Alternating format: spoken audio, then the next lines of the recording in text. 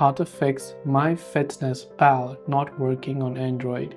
If the MyFitnessPal application is not working on your Android phone, there could be a couple of reasons. The first is you simply have to ensure that the internet connection is working just fine. If you're using Wi-Fi, try to switch to cellular data or vice versa. The second thing is just long press on the MyFitnessPal app icon on any Android and you'll find this eye icon where if you tap on it, it will take you to your app information page. From here, scroll down to storage, clear the cache files and make sure to clear the data.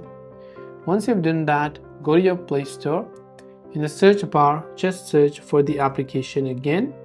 So I'll just go ahead and search for that app. And once done, check if the app has an update, and if it does, make sure to update it to the latest version. Hopefully one of these may have helped you solve the problem. That's all for this video. If you have any questions, feel free to leave them down. Thanks for watching and see you in the next video.